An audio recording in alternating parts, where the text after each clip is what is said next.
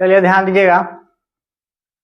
आज की क्लास में हम यूरोप में राष्ट्रवाद का लेक्चर्स 11 लेके आ चुके हैं। 11 इसके पहले हम 10 गो वीडियो इसको बना चुके हैं और अंततः समझिए कि अभी क्लास समाप्त होने को है।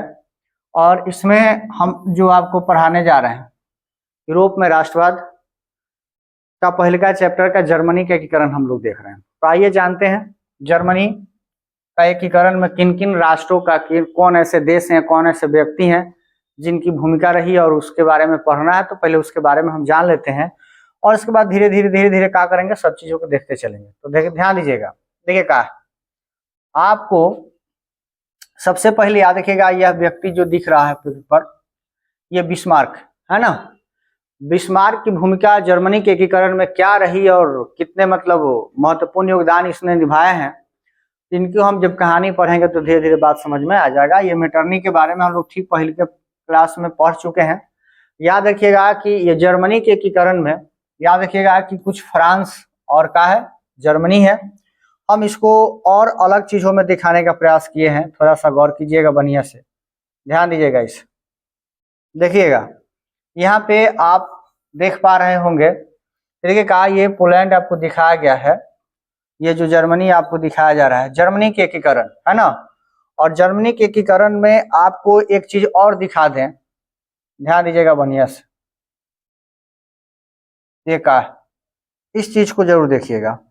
ये कहा है जर्मनी के एकीकरण में जो राष्ट्र की जो भूमिका रही है और जिनका हस्तक्षेप रहा है, जिनके बीचों में संघर्ष रही, उनके बारे में हम आपको बता दें। तो याद रखिएगा यहाँ पे आपको दिख रहा होगा जर्मनी है ना, जर्मनी याद रखिएगा। और आपको ये जो दिख रहा है थोड़ा सा और इसको ऊपर लेके जाएंगे तो और अच्छा से दिखाई देगा।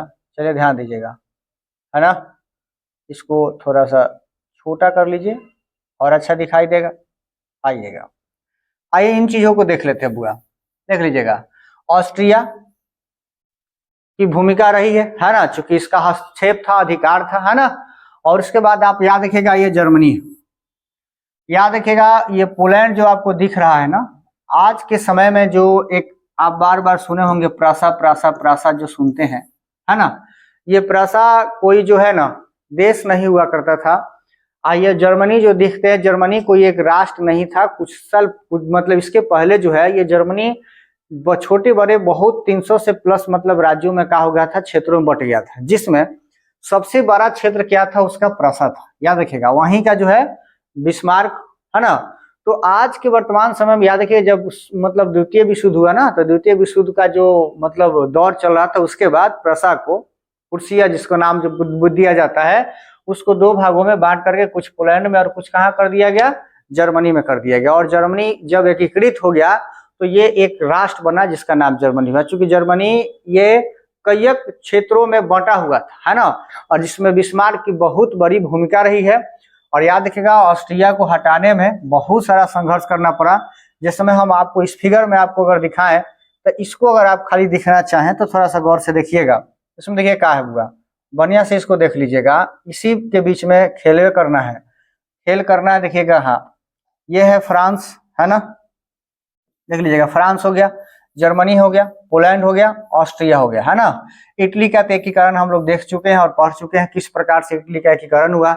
याद रखिएगा जर्मनी के एकीकरण में हम लोग पढ़ेंगे फ्रांस, जर्मनी और पोलैंड और ऑस्ट्रिया को, 4 गो राष्ट्रों को पढ़ेंगे। और ये 4 गो राष्ट्र जो भी है किस प्रकार से मतलब भूमिका निभाई है और किस प्रकार से इस पर हस्तक्षेप करके रखा था लोग, इसको हम ठीक आगे पढ़ेंगे। और ये ऑस्ट्रिया है, समझ में आना बात, यानी सब लोग पड़ोसी ही राज्य हैं, मतलब राष्ट्र हैं। और किस प्रकार से जर्मनी के एकीकरण में ये कौन सा बाधा था, ऑस्ट्रिया क्यों बाधा था, किस रूप में था, इसको चीजों को हम क्या करेंगे, देखेंगे, समझेंगे और बूझेंगे। तो आइए बुआ जानते हैं, आगे बढ़ाते हैं। देखिए क्या है, यहाँ तक हम लोग पहले पढ़ चुके थे और यहाँ से हमें क्या करना है, स्टार्ट करना है। ठीक इसके पहले क्लास में जब आप चैनल पर जा करके देखिएगा और लेक्चर आप 10 में देखिएगा तो यहाँ तक कल हम समाप्त कर चुके थे। आज यहाँ से स्टार्ट करने जा रहे हैं। तो गौर कीजिएगा 1848 की फ्रांसीसी क्रांति ने जर्मन राष्ट्रवाद को एक बार भड़का दिया। दूसरी तरफ इस क्रांति ने मेटरनिक युग का अंत भी कर दिया। और ध्यान दीजिएगा मेटरनिक युग की समाप्ति भी हुई। याद रखिएगा चूंकि देखिए क्या है, फ्रांस में जो क्रांति हुआ था ना, वह क्रांति याद रखिएगा फ्रांसीसी क्रांति ने जर्मन राष्ट्रवाद, जर्मनी में लोगों के मन में देश के प्रति एकता, अखंडता और प्रेम और एक होने का जो भावना था वो क्या हुआ था, मतलब बढ़ा दिया था। और इसी के साथ साथ जो मेटरनिक का जो शासन चल रहा था, मेटरनिक युग के नाम से जो जिसको जाना जाता था, वो समय भी क्या हो चुका था, समाप्त कर दिया था इसने, है ना। याद रखिएगा, इसी समय जर्मन राष्ट्रवादियों ने वान गोर्गेन के नेतृत्व में मार्च 1848 को पुराने संसद की सभा फ्रैंकफर्ट में बुलाया गया। याद रखिएगा, किसके नेतृत्व में बुलाया गया, याद रखिएगा जर्मन राष्ट्रवादियों को, मतलब जर्मन में जो राष्ट्र के प्रति प्रेम करने वाले व्यक्ति थे, देश प्रेमी थे, जो मतलब अपने देश के लिए आन बान शान सबके लिए अपने जान तक निछावर करने के लिए तत्पर हुआ करते थे, उन सभी को कहां बुलाया गया, किसके नेतृत्व में, वान गोर्गेन के नेतृत्व में मार्च 1848 को पुराने संसद सभा में फ्रैंकफर्ट में बुलाया गया। पुराना संसद सभा इन लोगों का जहां का नाम था फ्रैंकफर्ट, याद रखिएगा, वहां पर इन सबको बुलाया गया और जहां यह निर्णय लिया गया कि प्रासा का शासक फ्रेडरिक विलियम जर्मन राष्ट्र का नेतृत्व करेगा। याद रखिएगा, गौर कीजिएगा बढ़िया से इस बात को, क्या निर्णय लिया गया कि प्रासा का जो शासक है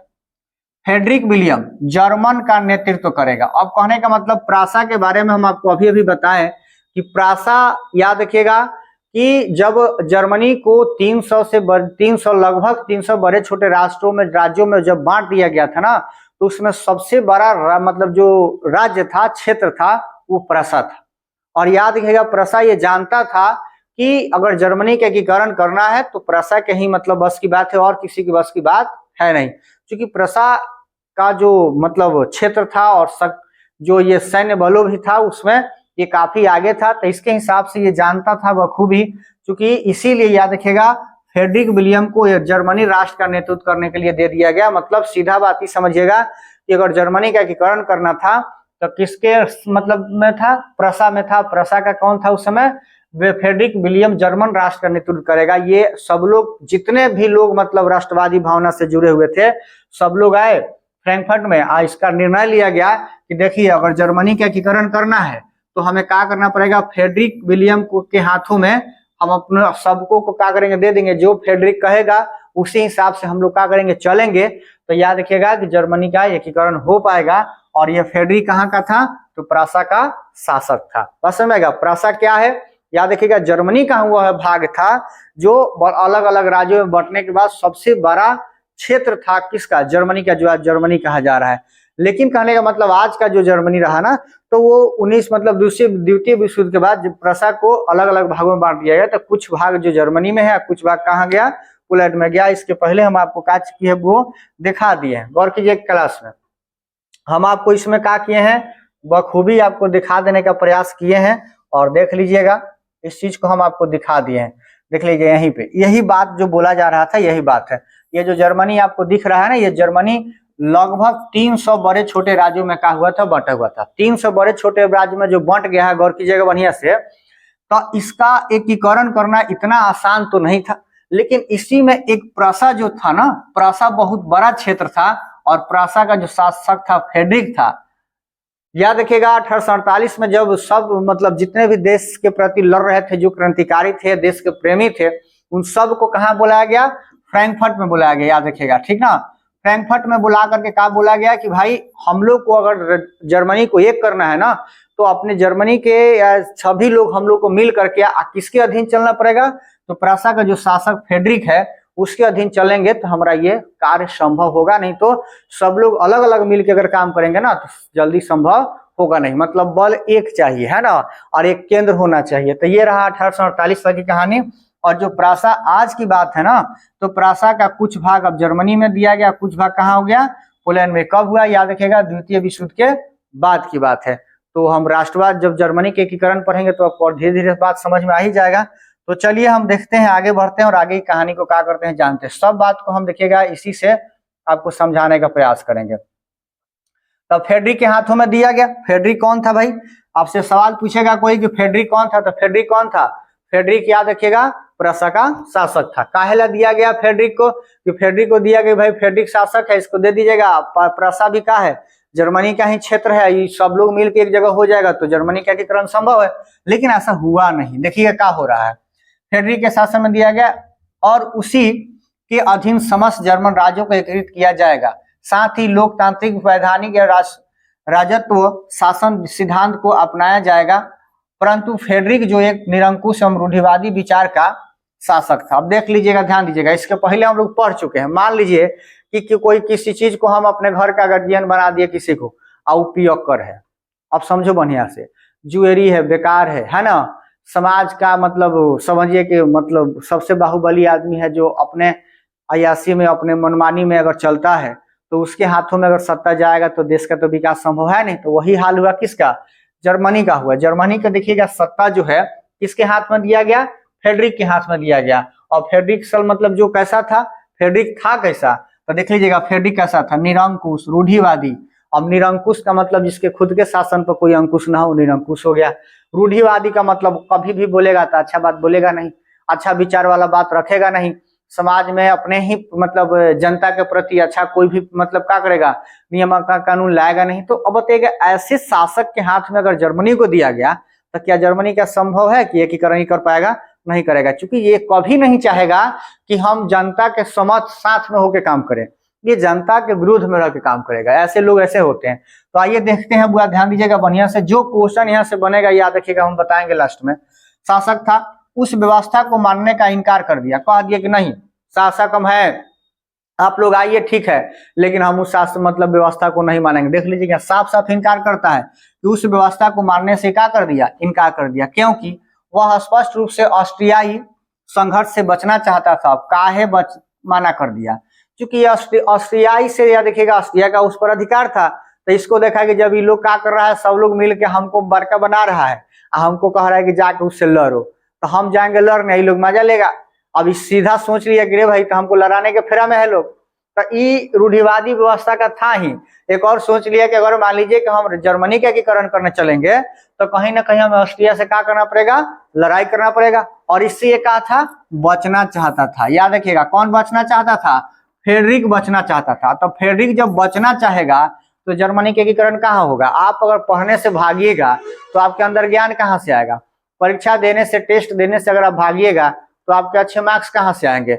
मतलब अगर मंजिल को प्राप्त करना है तो रास्ते चलने से अगर आप भटकिएगा, रुकिएगा, सोइएगा, तो फिर आपको मंजिल तो प्राप्त होगा नहीं। इस बात को आप लोग याद रखिएगा।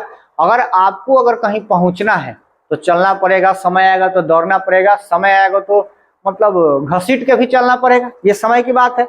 लेकिन ये बचना चाहता था। जर्मनी के कुछ अन्य दक्षिणी राज्य भी एकीकृत के लिए इस प्रस्ताव के विरोध में थे।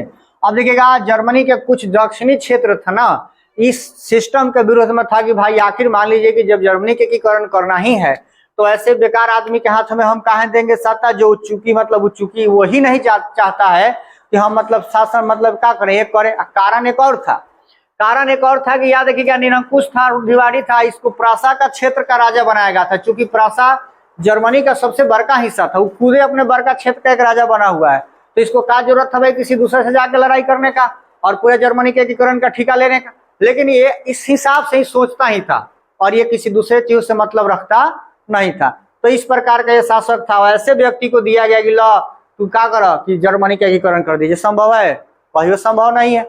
तो इस हिसाब से जो है रूढ़िवादी व्यवस्था था। अच्छा ये जानते हैं, अब कहने का मतलब क्या है कि इस गतिरोध का से एकीकरण मार्ग अवरुद्ध हो गया और साथ ही जर्मन राज्यों में विद्रोह की स्थिति पैदा हो गई, जिसे ऑस्ट्रियाई और प्रासा मिलकर क्या कर दिए, दबा दिए। अब ऑस्ट्रिया प्रासा, ऑस्ट्रिया का मतलब जो अधिकार करके रखा था जबरदस्ती था, और प्रासा कौन, जो फ्रेडरिक था, ये दोनों गोरा का विचार मिलता था। और देखिएगा इसका जो संघर्ष चला, ये जो स्थिति चल रही थी देश में, उसके अंदर रहने वाले जनता अपने मतलब कहा गया आक्रोश में आ गए। जहीं तहीं आंदोलन शुरू होने लगी थी, तो उस स्थिति में जानते हैं क्या करता है, ये क्या करता है कि दोनों गोरा मिल के, कौन, प्रासा, ऑस्ट्रिया और प्रासा मिल करके इस विद्रोह को क्या करता है, दबा देता है, कुचल देता है। तो अब बताइएगा क्या जनता इस हिसाब से, आप अब जो हम बात बताएं इस हिसाब से क्या संभव है, बोलिए आप ही लोग बताइए क्या संभव है, संभव है ये नहीं। तो एक बात याद रखिएगा, अगर वीडियो अच्छा लगे, क्लास अच्छा लगे तो चैनल को थोड़ा सब्सक्राइब कर लीजिएगा, वीडियो को शेयर कर दीजिएगा और कमेंट कर दीजिएगा। और इसके बाद भी अगर अगले क्लास लेकर आना है तो आपको हम बताएंगे और समझाएंगे, ध्यान दीजिएगा। तो थोड़ा सा अगर बात की बात है, कहने का मतलब थोड़ा हम आगे पढ़ते हैं, चलिए इसको आगे बढ़ाते हैं। आगे जब बढ़ाएंगे तो और हमें मजा आएगा, है ना। तो चलिए ध्यान देते हैं। अगले बात को, अगले बात को लेकर के देखिए क्या है। हाँ, और ध्यान दीजिएगा, प्रासा अब तक समझ चुका था कि जर्मनी का एकीकरण उसी के नेतृत्व में हो सकता है। प्रासा ये भी देखिएगा, अगर आपको घमंड हो जाएगा ना किसी चीज को लेकर के, ये काम हमसे ही होगा और दुनिया का कोई व्यक्ति नहीं कर सकता है, तो आपका थोड़ा सा लेवल बढ़ जाता है। अब कोई भी व्यक्ति है, लेकिन ऐसा होना नहीं चाहिए, ठीक है, ये बात को याद रखिएगा। और प्रासा ही समझ चुका था कि देखिए, जब सब राष्ट्रवादी, जितना भी राष्ट्रवाद लोग हैं, जितना भी राष्ट्रवादी है, सब लोग आकर के हमारे पास धारणा दे रहा है और सब लोग हमको कह रहा है कि हम आपके साथ हैं, चलिए एकीकरण किया जाए। तो ये घमंड में बेचारा आकर के सोच लिया था का कि मतलब जर्मनी का एकीकरण कभी भी होगा ना तो हमारे द्वारा ही होगा और कोई नहीं कर सकता है। इसको एक प्रकार का घमंड समझिए कि हो गया था, जस्ट लाइक ईगो, है ना, कि करम तो हम ही करम, दूसरे कोनो के बस का बात नहीं है। तो ऐसा तो बात है नहीं। देखिए ना, आगे जब पढ़ते हैं तो एक हीरो का एंट्री होता है जिसका नाम बिस्मार्क है, और बिस्मार्क सबका कहानी खेल कर देता है, आइए जानते हैं। तो ध्यान दीजिएगा बढ़िया से, कह रहा कि इसलिए उसने अपनी सैन्य शक्ति बढ़ा, देखिए क्या है, सकता है, इसलिए उसने अपनी सैन्य शक्ति बढ़ानी शुरू कर दी। इसी बीच फ्रेडरिक का देहांत हो गया और उसका भाई विलियम प्रासा का शासक बना। विलियम राष्ट्रवादी विचार का पोषक था। उसने सुधार के फलस्वरूप जर्मनी की औद्योगिक क्रांति में हवा तेज गति कर दी। देख लीजिएगा, आधारभूत संरचना में भी काफी सुधार किए। अब देखिएगा, फ्रेडरिक बेचारा मर जाता है, देहांत मतलब मर गया। फ्रेडरिक क्या करता है कि इसको लग गया कि भाई देखिए क्या है, अगर आने वाले समय भी अगर जर्मनी का एकीकरण करना है तो हमारी आवश्यकता पड़ेगी। तो इसको पता चल गया था जब लड़ाई तो करना ही पड़ेगा। आज हम भाग रहे हैं ठीक है ऑस्ट्रिया से, लेकिन कहीं ना कहीं तो लड़ना पड़ेगा। जब लड़ना पड़ेगा तो वहां पर सैन्य बल की जरूरत पड़ेगा, तो सैनिक संख्या बढ़ाने लगा था, लेकिन इसी बीच बेचारा क्या हो गया, मर गया। बेचारा नहीं तो था नहीं, है मर तो गया, अब बेचारा नहीं कहेंगे, है ना। और मर जाने के बाद देखिएगा, इसी का जो भाई था जिसका नाम था विलियम प्रासा, तब मतलब विलियम जो है प्रासा का शासक बन गया। ये देखिए कैसा था, राष्ट्रवादी विचार का पोषक था। अब राष्ट्रवादी कैसे लोग होते हैं, जो देश से प्रेम करते हैं, जिसके लिए देश सर्वोपरि होता है, जिनके लिए सब कुछ देश होता है। बस प्रथम, फर्स्ट ऑफ ऑल में our country, secondary is all of you, मतलब आपके लिए बाकी सब सेकेंडरी हो जाता है, पहलका का हो जाता है, राष्ट्र हो जाता है। अब राष्ट्र के लिए आप जिस सोच को लेकर के देश को आगे बढ़ाइएगा वो राष्ट्रवादी विचार का धारक हो जाता है। हम देखिएगा, जहां के राजा ही देश प्रेमी हो जाए, ध्यान दीजिएगा, बात समझ आ रहा है ना, जहां के राजा ही देश प्रेमी हो जाए तो उस देश का विकास तय है, याद रखिएगा। और समझ लीजिएगा, जो व्यक्ति अपने मतलब जो है, गौर कीजिएगा, जो व्यक्ति पत्नी प्रेमी हो जाता है वो पत्नी के हर एक बातों को मानता है, वो चाहे कुछ हो कहे, वो कहे कि इधर पूरब तो इधर पूरब, इधर पश्चिम तो इधर पश्चिम, कहना पड़ता है, क्योंकि कारण क्या है, पूरा लीन हो चुका है। तो सेम इसी प्रकार से यह व्यक्ति विलियम जो है, राजा होने के साथ साथ देश प्रेमी भी है, तो देश के हित में काम करेगा, देश के विरोध में काम ही नहीं करेगा। जितना भी राष्ट्रवादी लोग थे, कहाँ के, जर्मन के, वो सब लोग भी राष्ट्रवादी थे और राजा भी क्या हो गया, राष्ट्रवादी। मतलब समझिएगा कि मतलब क्या बोलते हैं, चोर चोर मौसेरे भाई वाला बात हो गया कि हमारे देश के जनता भी देश से प्रेम करने वाला हो गया और देश के राजा भी देश से प्रेम करने वाला हो गया। तो जाहिर सी बात है कि अब देश की स्थिति क्या हो जाएगी, बढ़ेगी। आइए हम जानते हुए आगे। क्लास अच्छा लग रहा होगा तो चैनल को सब्सक्राइब कर लीजिएगा, वीडियो को लाइक करके, और तनिक सा शेयर कर दीजिएगा, कमेंट कर दीजिएगा, और अगले क्लास के लिए थोड़ा सा हमें प्रोत्साहित जरूर कीजिएगा। बस समझ में आ गया। तो आइए बुआ जानते हैं संरचना। आधारभूत संरचना का मतलब होता है कि औद्योगिक क्रांति में ये तेजी लाया कौन, विलियम। औद्योगिक क्रांति का मतलब होता है कि अपने देश में फैक्ट्री की संख्या मान ली कि एक है, अब इसके शासनकाल में इसके जैसा अनेक, है ना, 200, 400, 500, मतलब गिनित समय के अंतर्गत में फैक्ट्रियों की संख्या क्या कर दिया, बढ़ा दिया। अब फैक्ट्री की संख्या बढ़ेगा तो उत्पादन बढ़ेगा, उत्पादन बढ़ेगा तो देश की अर्थव्यवस्था बढ़ेगा, लोगों को काम मिलेगा, लोग जब काम करेंगे तो पैसा कमाएंगे, पैसा कमाने लगेंगे तो उनकी अर्थव्यवस्था क्या होने लगेगी, बदलने लगेगी। अब याद रखिएगा, जब फैक्ट्री बनेगा तो सड़कें बनेगी, सड़कें बनेगा तो उस पर रोड चलने वाली गाड़ियां आएंगी, और जब गाड़ियां आएंगी तो इस हिसाब से वह देश का एक अलग प्रकार का स्ट्रक्चर तैयार होगा, और वह स्ट्रक्चर यानी याद नहीं कि डेवलपमेंट, विकसित मतलब विकसित स्ट्रक्चर तैयार होगा, और उसको ही तो हम कहते हैं कि देश धीरे धीरे धीरे धीरे ही सही आगे बढ़ रहा है। तो याद रखिएगा, विलियम के शासन काल में, यानी विलियम जब बना तो उस समय देश में औद्योगिक क्रांति आया और आधारभूत संरचना का हो गया, काफी सुधार हुआ, जिसने जर्मन राष्ट्र को एकता के सूत्र में बांधने का प्रयास तेज हुई। उस समय देखिएगा, अब देखिएगा क्या है, राजा भी वही हो गया, जनता भी वही, तो रफ्तार बढ़ जाता है। समझ में आ गया इस बात का। देखिए, ट्रेन का इंजन जब रफ्तार पड़ गया तब सब मतलब क्या होगा, बोगी भी रफ्तार से भागेगा। तो इसी हिसाब से हो गया। विलियम ने एकीकरण के उद्देश्य को ध्यान में रखकर महान कूटनीतिज्ञ बिस्मार्क को अपना चांसलर नियुक्त कर लिया। ध्यान दीजिएगा। अब याद रखिएगा, ये शासक कौन है? विलियम। आइए अपना एक सेकेंडरी अफसर बना दिया। अफसर समझते हैं ना, जैसे दाहिना हाथ।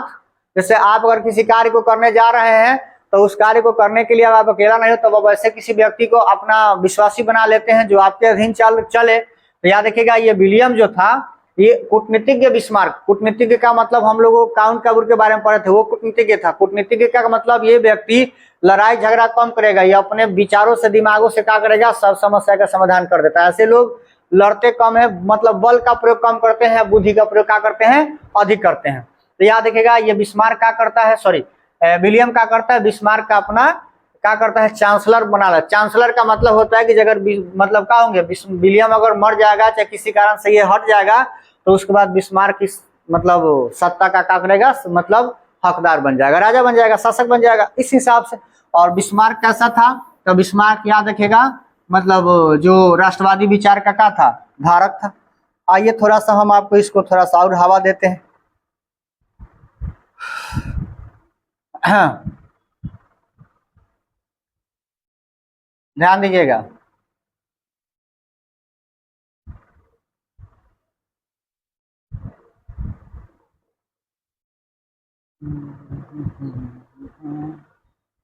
हाँ, तो क्लास कैसा लग रहा है कमेंट में थोड़ा हमें बता दीजिए, हमें भी।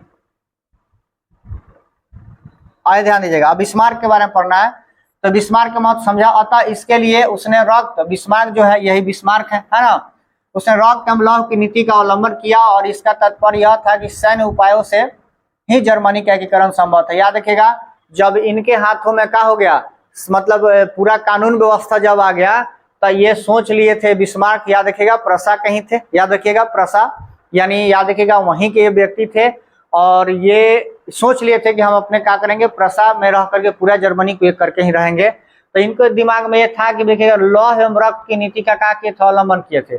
इस अवलंबन की इसका तात्पर्य, इसका मतलब यह काम था कि सैन्य उपायों से ही, मतलब ये सोच लिए थे कि हमको प्रणाम करने से और गौर करने से और बात रखने से ये ऑस्ट्रिया जाने वाली नहीं है, तो हमें लड़ना पड़ेगा और इसके रक्त एवं लौह की नीति अपना करके क्या करते हैं, अपने शैल्य उपाय मतलब बंधुओं से क्या करते हैं, एकीकरण करने का प्रयास करते हैं। ध्यान दीजिएगा, उसने अपने देश में अनिवार्य सैन्य सेवा लागू कर दिया। अनिवार्य सैन्य सेवा लागू करने का मतलब क्या हो गया कि अपने देश में एक नया सेवा लागू किया, अनिवार्य सैन्य सेवा। बस समझ में गया। यानी सबसे ज्यादा अगर इसने, ये जो बिस्मार्क जी हैं, इन्होंने क्या करते हैं कि सैनिक बल पर ज्यादा ध्यान देते हैं, क्योंकि कहते हैं का कि अगर हमारे पास बल ज्यादा रहेगा, सैन्य संख्या ज्यादा रहेगा, तो कभी भी लड़ाई लगेगा तो हम जीतने का मतलब भागीदारी ज्यादा ले सकते हैं। ये बात याद रखिएगा। तो इन्होंने अपना रक्त एवं लौह की नीति अपना करके क्या करते हैं, सैन्य बलों की संख्या को बढ़ाते हैं। गौर कीजिएगा, कालांतर में 1837 में ऑस्ट्रिया प्रसा संधि का विरोध करना शुरू किया। याद रखिएगा, कहने का मतलब ऑस्ट्रिया जो था प्रासा के संधि का विरोध किया, यानी कहने का मतलब पिछले समय में ये लोग कुछ संधि में थे, कुछ मतलब एक विचारधारा में थे, जिसका क्या करने लगा, ऑस्ट्रिया विरोध करने लगा, जिसने प्रासा के नेतृत्व में जर्मनी का एकीकरण नहीं किया जाना था। याद रखिएगा, ये कह रहा था कि नहीं ऐसा कुछ नहीं होने वाला है। तो इस कारण अब प्रासा के नेतृत्व में जर्मनी एकीकरण की भावना जोर पकड़ने लगी। कहने का मतलब समझिएगा, याद रखिएगा ऑस्ट्रिया प्रासा पहले दोस्त हुआ करते थे, है ना। अब ऐसा समझिएगा, अब दोनों दोस्त है, दोनों दोस्तों में क्या होता है कि ऑस्ट्रिया कहता है कि ना कि तू ये काम नहीं कर सकता, अगर करेगा तो हमसे दोस्ती, चाहे मारेंगे फोड़ेंगे तोड़ेंगे, अब तुम्हारा औकात देख लेंगे, ये सब करने लगेगा। तो अब जाहिर सी बात है कि क्या करेगा, प्रासा क्या करेगा, खिसेबे करेगा। प्रासा कहेगा कि पहले तो कम चाहत रहे थे कि एकीकरण हम तुम्हारे नहीं करेंगे, लेकिन अब क्या करेगा, जबरदस्ती कहेगा कि नहीं हम करबे करेंगे, क्योंकि इसके विरोध में आ गया। तो जब विरोध में आ गया, याद रखेगा, अब प्रासा के नेतृत्व में जर्मनी के एकीकरण की भावना जोर पकड़ने लगी थी। गौर कीजिएगा, बिस्मार्क ने अपनी नीतियों से प्रासा का सिद्धिकरण किया और इस कारण प्रासा ऑस्ट्रिया से किसी की माने में कम नहीं रह गया। तब बिस्मार्क ने ऑस्ट्रिया के साथ मिलकर, याद रखिएगा, ऑस्ट्रिया के साथ का है मिलकर के 1864 ईस्वी में स्लेस्विंग और होस्टिन राज्यों के मुद्दों को लेकर डेनमार्क पर आक्रमण कर दिया, क्योंकि उन पर डेनमार्क का नियंत्रण था। जीत के बाद संशोधित प्रासा के मतलब क्या होगा, स्लेस्विंग प्रासा के अधीन में आ गया और अधीन हो गया। और याद देखिएगा हॉस्टेन ऑस्ट्रिया को प्राप्त हुआ। याद देखिएगा 2 राज्यों पर ही लोग मिलकर क्या करते हैं, आक्रमण करते हैं, डेनमार्क पर। चूंकि डेनमार्क जो था 2 राज्यों पर का अधिकार करके रखा था, तो जब जीत गया ये लोग ना, तो एक ले लिया अपना प्रासा, दूसरा को दे दिया किसको, ऑस्ट्रिया को दे दिया, जिसको होलेस्टीन है ना। उसके बाद चूंकि इन दोनों राज्यों में, गौर कीजिएगा, इसको थोड़ा सा ऊपर बढ़ा लेते हैं, ध्यान दीजिएगा बढ़िया से।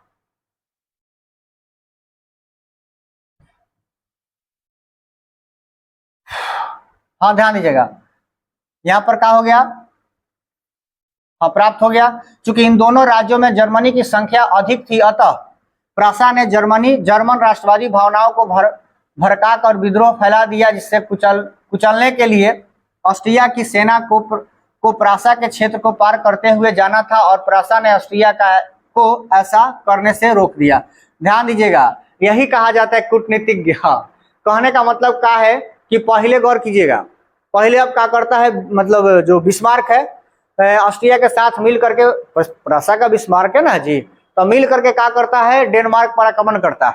अब डेनमार्क पर याद रखिएगा 2 है, तो एक है जब जीतता है सब, तो एगो डेनमार्क का जो अधिकार रखा था, एक क्या करता है ऑस्ट्रिया राज्य ले लेता है, दूसरा का हॉल्स्टीन को ऑस्ट्रिया को दे देता है ना, आइए अपना रख लेता। अब कहने का मतलब जो दोनों राज्य जीता गया था ना, उस दोनों राज्य में जर्मनी के लोग की संख्या अधिक था, जर्मन मतलब वासी अधिक थे। तभी देखिएगा इसका फायदा कौन उठाता है, बिस्मार्क सोचता है कि इन दोनों राज्यों में, दोनों क्षेत्रों में जर्मनियों का क्या है, संख्या अधिक है, तो इसने क्या कर दिया कि भड़का दिया सबको कि तुम लोग अपने देश के लिए लड़ो, है ना, और जब अपने देश के लिए लड़ोगे तो हम तुम्हारा साथ देंगे। ध्यान समझ में आ रहा ना बात। तो ये लोग क्या करता है, मतलब ये पूरा भड़क गया। तो अब देखिएगा ऑस्ट्रिया के यहाँ पर सब मतलब क्या हो गया, मामला बिगड़ रहा है कि अगर इस स्थिति को, इस युद्ध को अगर क्या करना है, कुचलना है, तो अब इधर से प्रासा हो गया, है ना, इधर हो गया ऑस्ट्रिया। तो अब ऑस्ट्रिया को मान लीजिए कि इस युद्ध को समाप्त करना है, चाहे इन आक्रमण को, याद रखिएगा जो विद्रोह चल रहा था उसको रोकना है, तो ये अपना सैन्य बल लेकर के पहले तो प्रासा से होकर आएगा, और प्रासा इसका क्या कर दिया, विरोध कर देगा कि भाई विरोध कर दिया कि नहीं तो आप इधर नहीं जा सकते हैं। जिसका नतीजा देख लीजिएगा, आगे चल के हम क्या कर देते हैं, क्या होगा कि चूंकि बिस्मार्क की नीति के अंतर्गत ऑस्ट्रिया के से युद्ध करना अस्वाभाविक था, परंतु वह ऑस्ट्रिया को आक्रमणकारी साबित करना चाहता था, अतः पूर्व में ही उसने फ्रांस से समझौता कर लिया था, और ऑस्ट्रिया प्रासा युद्ध में फ्रांस तटस्थ रहे। ध्यान दीजिएगा, ये पहला ही सोच लिया था, और उसके पहले ये सोचता था कि हम किसी ना किसी तरह से ऑस्ट्रिया को खाली गलत साबित कर दें। क्योंकि कारण क्या है कि अगर जर्मन के लोग आपस में अगर देश प्रेमी को लेकर के अगर आगे बढ़ रहे हैं, तो उसको अगर ऑस्ट्रिया क्या करेगा, कुचलने का प्रयास कर रहा है अगर, तो क्या करेगा, ये इसी समक्ष में लेकर के कह देगा कि भाई वो आक्रमणकारी है, ये जर्मन के लोगों को ये मारने चल रहा है, तो हम क्या करेंगे, इससे लड़ेंगे। और उसके पहले फ्रांस से ही क्या कर लिया था, देख लीजिएगा, ये सीधा बात है कि फ्रांस से अपना ये दोस्ती बना लिया था, क्योंकि जब हम ऑस्ट्रिया से लड़ने जाएंगे तो आप इसमें मत आइएगा। उसके बदले ये कुछ मतलब जो है क्षेत्र उसको देने का वादा कर दिया था, देने का, देख लीजिएगा सीधा बात है, कुछ क्षेत्र भी मतलब देने का वादा कर दिया था। बिस्मार्क ने इटली के विक्टर इमैनुअल से भी संधि कर ली थी। इसके पहले देख लीजिएगा विक्टर इमैनुअल कहाँ का शासक था, इटली का, तो याद रखिएगा यही बिस्मार्क फ्रांस से भी दोस्ती कर लेता है ना। और यही बिस्मार्क देख लीजिएगा काथी से दोस्ती कर लेता है, बुआ इटली से, विक्टर इमैनुअल से भी दोस्ती कर लेता है। कहता है कि हम ऑस्ट्रिया से लड़ेंगे, चूंकि हमें क्या करना है, प्रासा को और पूरे जर्मनी को एक करना है, तो आप लोग कुछ बोलिएगा मत, है ना, उसके बदले हम आपको ये देंगे चाहे वो देंगे, जो भी है अपना देने के लिए बात बोल करके। और ये क्या करता है कि किसी ना किसी तरह से ये उलझ जाता है, उसे गलत साबित करने पर उतर जाता है। चलिए आगे पढ़ेंगे तो हमें समझ में और आ जाएगा, और उसके बाद हम लास्ट में इसे क्लियर कर देंगे। ध्यान दीजिएगा, अब कहने का मतलब क्या है कि विक्टर इमैनुअल से संधि करके, जिसके अनुसार ऑस्ट्रिया प्रासा युद्ध में इटली ऑस्ट्रिया के क्षेत्रों पर, ध्यान दीजिएगा, जिसमें कौन कौन लड़ रहा है, ऑस्ट्रिया और प्रासा युद्ध में इटली ऑस्ट्रिया के क्षेत्र पर आक्रमण कर देगा। देख लीजिएगा, ये बबुआ इटली कहाँ आक्रमण करेगा, ऑस्ट्रिया पर आक्रमण करेगा। अंततः अपने अपमान से क्षुब्ध ऑस्ट्रिया ने 1866 ईस्वी में प्रासा के खिलाफ सेडोवा में युद्ध की घोषणा कर दी, और सेडोवा में युद्ध की क्या कर दिया, घोषणा कर दी। और ऑस्ट्रिया दोनों तरफ से, याद रखिएगा, ऑस्ट्रिया दोनों तरफ से युद्ध में फंसकर वह बुरी तरह से पराजित हो गया। इस तरह ऑस्ट्रिया का जर्मन क्षेत्रों पर से प्रभाव समाप्त हो गया और इस तरह जर्मन एकीकरण का 2/3 कार्य पूरा हो गया। 2/3 का मतलब देख लीजिएगा, बिस्मार्क अपने दिमाग से, गौर कीजिएगा, बिस्मार्क अपने दिमाग से जर्मनी के 2/3 क्षेत्रों का एकीकरण कर चुका था और ऑस्ट्रिया को किस प्रकार से भगा दिया था हम आपको अब थोड़ा सा बता दें।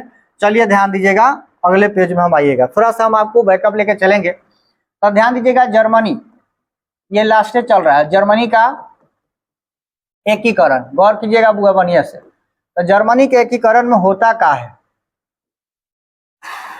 चलिए, तो सबसे पहले हम आपको याद रखेगा 1848 की जो क्रांति थी, ध्यान दीजिएगा, 1848 की क्रांति, फ्रांसीसी क्रांति जो था, राष्ट्र में दिया देखे राष्ट्रवादी भावना आ गया, राष्ट्रवादी भावना भड़काया, ध्यान दीजिएगा। उसके बाद क्या करता है, अब जितने भी राष्ट्रवादी थे सबको कहां बुलाया गया, फ्रैंकफर्ट में बुलाया गया और बुलाया गया। और उसके बाद काथी को हुआ, विलियम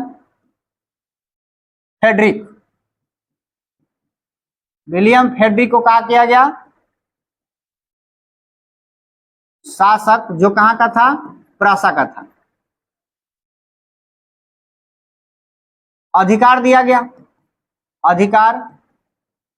गया, लेकिन चलिए इसको हम एक समरी ही लिख देते हैं, ध्यान दीजिएगा, शॉर्ट में हम इसे लिख देते हैं। अब इसको हम लिख देते हैं, यहां से आप लोग आंसर कर लीजिएगा, ठीक है। याद रखिएगा 1848 की क्रांति, याद रखिएगा जर्मनी के एकीकरण में आग भड़का दी, जिससे, ध्यान दीजिएगा, जिससे राष्ट्रवादी भावना बढ़ने लगी, गौर कीजिएगा बढ़िया से, ध्यान, राष्ट्रवादी भावना बढ़ने लगी।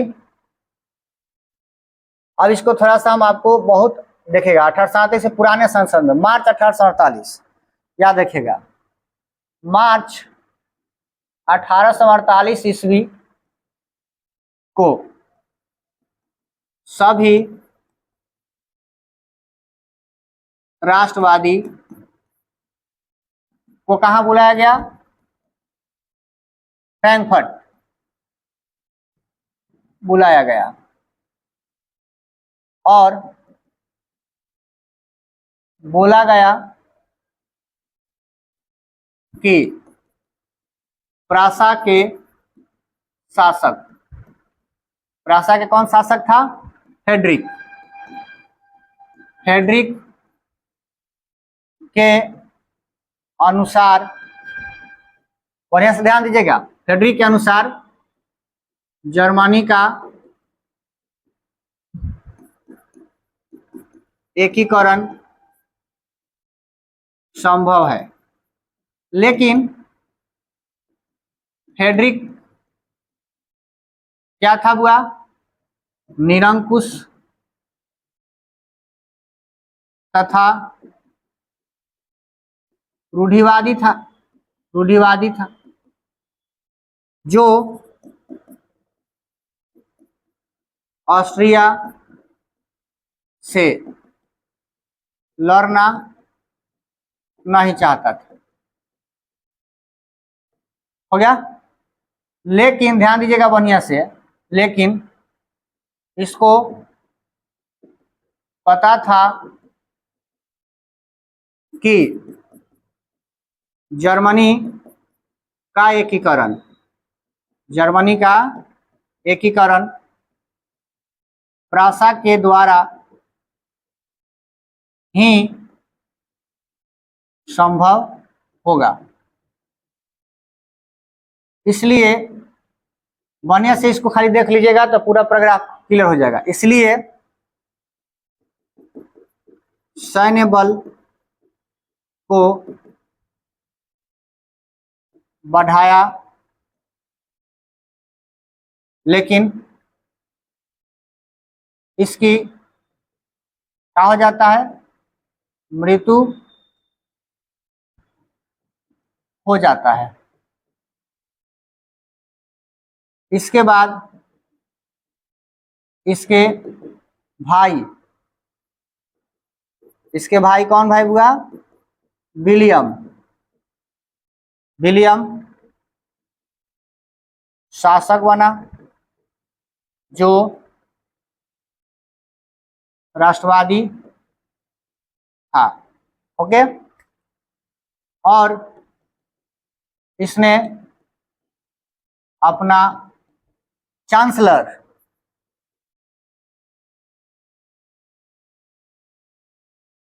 बिस्मार्क को बनाया। आइए बिस्मार्क के बारे में जानते हैं। बिस्मार्क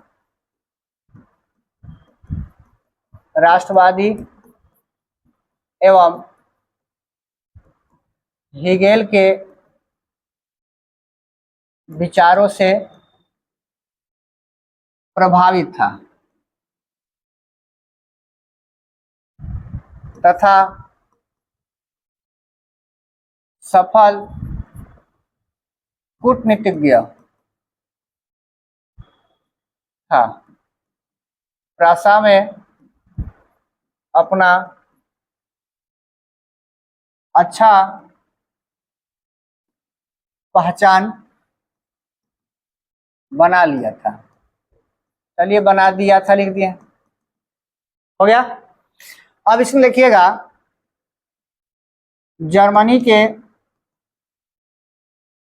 एकीकरण के लिए रक्त एवं लौह के नीति अपनाकर क्या करता है बुआ, सैन्य बल बढ़ाता है और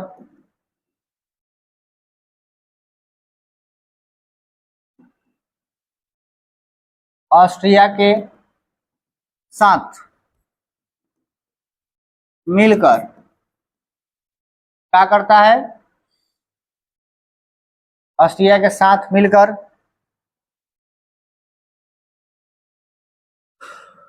ध्यान दीजिएगा बढ़िया से,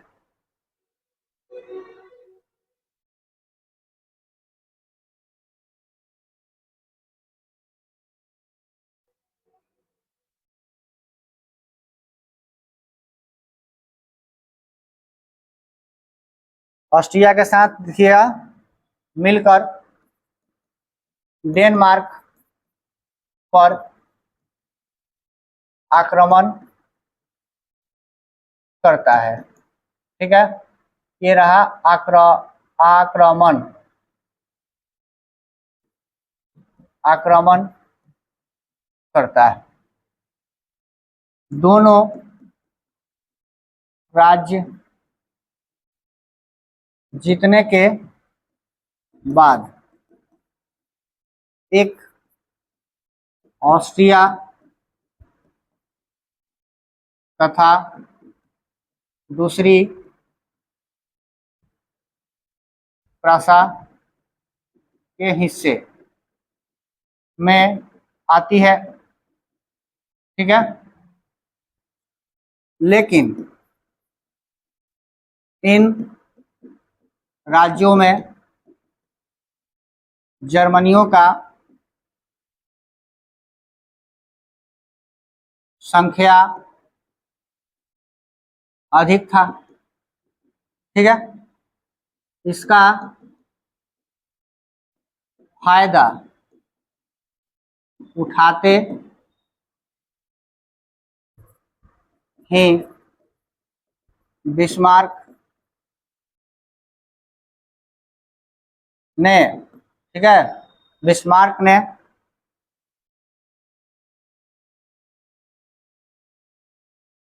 क्रांति फैला कर ऑस्ट्रिया को इन पर आक्रमण करने का रोक लगाता है तथा फ्रांस एवं इटली से पहले ही संधि की जगह पर हम दोस्ती लिखते हैं, दोस्ती कर चुका होता है।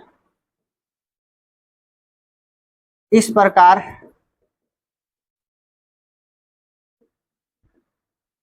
ऑस्ट्रिया का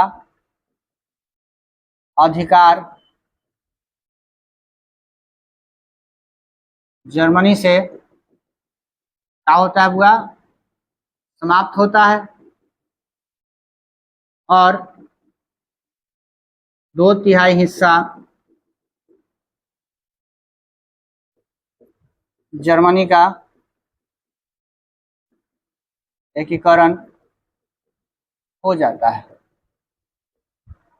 ठीक है, तो ध्यान दीजिएगा, इसको बढ़िया से देख लीजिएगा। सबसे पहले हम आपको एक कहानी की तरह बता दे रहे हैं। देखिएगा 1848 में जो फ्रांसीसी क्रांति हुई थी, वह फ्रांसीसी क्रांति ने जर्मन के लोगों में राष्ट्रवादी की भावना उठा दी थी। ठीक है, अब हुआ क्या था कि 1848 के मार्च 1848 में फ्रैंकफर्ट में सभी राष्ट्रवादियों को एक जगह बुलाया गया और बुला करके ये बोला गया कि अगर जर्मनी का एकीकरण करना है तो हमें क्या करना पड़ेगा। याद रखिएगा, जो प्रासा का शासक फ्रेडरिक है उसको ही अपना शासक और मार्गदर्शन मान करके आगे बढ़ना पड़ेगा। लेकिन यहाँ पर गलती हो जाती है कि फ्रेडरिक जो था निरंकुश था, उसको राष्ट्र से प्रेम नहीं था और रूढ़िवादी व्यक्ति था। लेकिन इसको यह भी पता था कि आने वाले समय में, याद रखिएगा, कि अगर जर्मनी का एकीकरण करना है तो प्रासा का ही मतलब योगदान करना पड़ेगा, खुद हमको ही जाना पड़ेगा। तो इसने, याद रखिएगा, एक चीज से डरता भी था कि ऑस्ट्रिया से संघर्ष करना चाहता नहीं था। लेकिन इसके दिमाग में कहीं ना कहीं एक और बात था कि अगर किसी ना किसी दौर में हमें ये काम करना पड़ेगा तो ये अपने सैन्य बल को क्या करता है, बढ़ाता है। अपने सैन्य बल को बढ़ाने के बाद इसी बीच इसकी मृत्यु हो जाती है। उसके बाद जब इसका भाई आता है विलियम, वह देश प्रेमी था, है ना, और वह देश प्रेमी था और इसने क्या करता है कि अपने तब एकीकरण के लिए, जर्मनी के एकीकरण के लिए, याद रखिएगा कि सभी राष्ट्र प्रेमियों का भावना को समझ करके और एक ऐसे हीरो का, ऐसे व्यक्ति का अपना मतलब चांसलर बनाता है जिसका नाम है बिस्मार्क। बिस्मार्क प्रसा के मतलब क्षेत्रों में, राजनीति में, डायट में, याद रखिएगा, मतलब संसद में अपना कूटनीति का परिचय देकर के अपने आप को ये ट्रेंडिंग स्टार बना चुके हुए होते हैं। ठीक है, जब इनको अपने चांसलर बनाते हैं तो याद रखिएगा जर्मनी में के एकीकरण के लिए बिस्मार्क ने सबसे पहले लौ एवं रक्त की नीति को अपना करके सैन्य बल को क्या करते हैं, बढ़ाते हैं। और उसके बाद फ्रांस से और इटली से अपना दोस्ती का हाथ बढ़ा करके, याद रखिएगा, ऑस्ट्रिया से लड़ने के लिए आगे चल जाते हैं। उसके पहले क्या करते हैं, ऑस्ट्रिया से मिल करके, याद रखिएगा, डेनमार्क पर आक्रमण करते हैं। डेनमार्क के, याद है कि हॉस्टिन और सेल्जली पर आक्रमण करने के बाद ये दोनों राज्य को जीत करके एक राज्य खुद को रखते हैं और दूसरा राज्य क्या करता है, ऑस्ट्रिया, हॉस्टिन को ऑस्ट्रिया रख लेता है। और कहने का मतलब ये दोनों राज्य में जर्मनियों की संख्या, मतलब जर्मन लोगों की संख्या अधिक थी। अब इसका फायदा उठाता है कौन, बिस्मार्क। बिस्मार्क क्या करता है, राष्ट्रवादी भावना को लेकर के आग फैला देता है, जिससे याद है कि दोनों राज्य में उपद्रव हो जाता है ना, बवाल हो जाता है। उस बवाल को अगर कुचलना है किसको, ऑस्ट्रिया को, तो जाना पड़ेगा सैन्य बल को लेकर के। सैन्य बल लेकर जब जाइएगा तो प्रासा से होकर जाना था, क्योंकि प्रासा का जो मतलब चांसलर बिस्मार्क था, याद रखिएगा, उसका कहना था कि हमारे जर्मनियों पर अब आक्रमण नहीं कर सकते हैं। इसका खुल के विरोध करता है और खुल के विरोध करने के बाद, याद रखिएगा, विक्टर इमैनुअल से जो दोस्ती था तो ये बोले थे कि जब हम से चलेंगे तो आप भी उधर से क्या कर दीजिएगा, चल दीजिएगा। और फ्रांस से इधर दोस्ती करके इसको बोल देते कि आप चुपचाप रहिएगा। इस हिसाब से याद रखिएगा ऑस्ट्रिया को दोनों तरह से फंसाया गया, है ना, और अंततः ऑस्ट्रिया बुरी तरह से क्या हो जाता है, इस युद्ध में हार जाता है और पूरे जर्मनी पर से ऑस्ट्रिया का जो अधिकार था वो समाप्त हो जाता है। अंततः याद है कि ऑस्ट्रिया का 2/3 हिस्सा जो है अब एक हो चुका था और इसका देन कौन था भाई, तो बिस्मार्क था। तो ध्यान दीजिएगा, वीडियो अगर अच्छी लगे तो आप चैनल को लाइक शेयर सब्सक्राइब कर लीजिएगा और जितने भी क्वेश्चन यहाँ से निकलेगा उस सभी क्वेश्चन को क्या करना है, आपको बना करके और हमें क्या करना है, दिखा देना है। बोलिए, कोई दिक्कत? बात समझ में आ गया? तो चलिए आज के लिए इतना ही काफी है। धन्यवाद।